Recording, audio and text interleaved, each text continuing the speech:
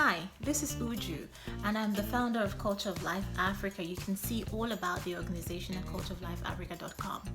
I just wanted to speak a little bit about what has been happening since President Donald Trump reinstated the Mexico City policy, which of course is that American policy that says that the American government will not be funding abortion organizations or organizations that promote abortion in their international work. So obviously this affects Africa. So obviously I am very interested in this because a lot of my work is done within Africa. A lot of my work is done by watching the African countries and trying to understand how what they call the life issues are going there, what people think about life, what people think about abortions, how people perceive human life or pregnancy, what women are doing, how women, how African women perceive their empowerment, what is, the women's empowerment, what does it mean for the African woman. So all of these things would be sort of areas that I cover. So once the Mexico City policy was reinstated, I kind of jumped on. I wrote an article about it, so you can see that again on the website cultureoflifeafrica.com. The title is Gag Rule or Good News. But anyway, the reason that I had to do this monologue really is just not just about the Mexico City policy, but about the reaction that to it, about how the different countries, the different Western countries are reacting to it. Nobody in Africa is saying anything. In fact, if anything, the Africans are happy that the Americans will no longer be funding abortions. In fact, you know what? There are a lot of Africans that I've spoken with in the last 2 weeks that have just the one question. Was America funding abortions? Was America funding abortion organizations in African nations? Most people did not actually realize that President Obama had been funding these abortion giants, these abortion organizations to come and do their work in Africa. So in the last 2 weeks, what has happened, which is of interest and really discomforting and disheartening, is the reaction of some of the Western leaders, countries like Canada, who have now stood up and they say they're going to fund abortions in Africa. I was just watching a video the other day. I think it was one of the ministers in Canada, if I'm right, it might be the Minister for International Development, something like that, and her name is Marie-Claude Bibeau.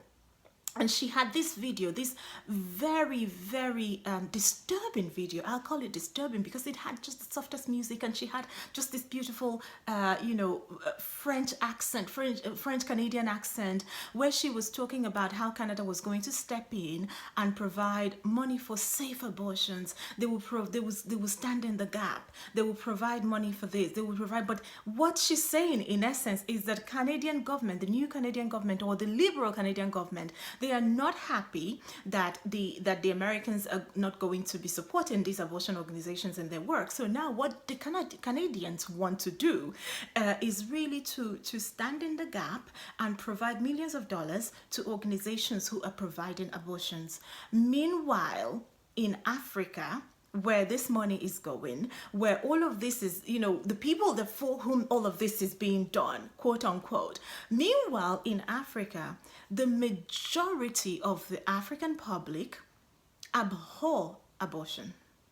A lot of the Africans have already decided. This is not an undecided issue. The Africans are not neutral about it. Majority of the populations reject abortion for what it is. A lot of the Africans see it as a direct attack on human life. They see it as a destruction of bloodlines and family lines. Abortion is a really serious business in Africa, and it has been just overwhelmingly rejected. And this is not me saying. In 2014, Pew Research carried out a very robust survey in African countries as well as other places. And most of the African countries had, I think, like the upwards of 80% of the population saying that abortion is morally unacceptable to them under any circumstance. Now, for any Western nation to be bringing in money to fund abortions in Africa, this is an insult to the African people.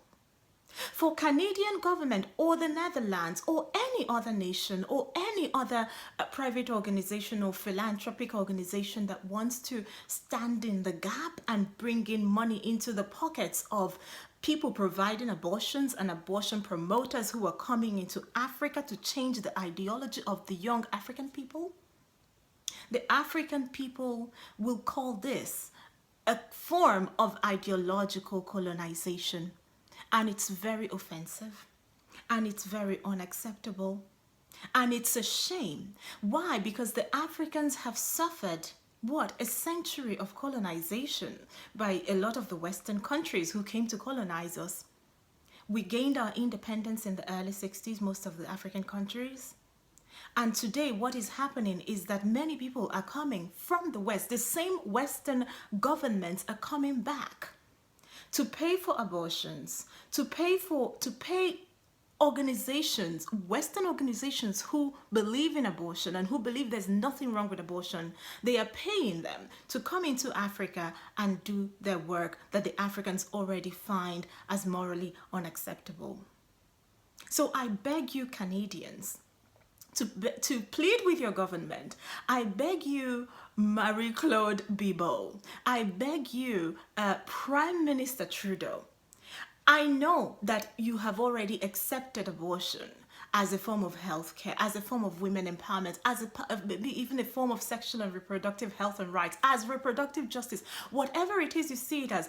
I am not going to try to convince you otherwise, but what I am saying is that if you are going to bring your big dollars, your heavy dollars to pour it into Africa in order for the Africans to change their minds and change their views and change their values in order to match your own, I think that that is most offensive, and I will beg you to refrain from doing that and to ask the Africans, what do you want? We have some help to give you. What can we do for you? The Africans will never choose abortion. Even if you call it safe, the Africans will never choose abortion, because for us, abortion is a destruction of human life. Many Africans will tell you that abortion brings an end to bloodlines. We believe in bloodlines. We believe in the sanctity of human life. So I hope that this gets to you and that you will refrain, because it's really not everything that the Western countries believe that is worthy of universal application. So if abortion is legal in your country, you don't have to pay or give money or fund an abortion giant or abortion organization like Marie Stopes International to bring that abortion ideology into African nations where abortion is not legal and where the majority of the people actually agree with the law for abortion not to be legal. Thank you.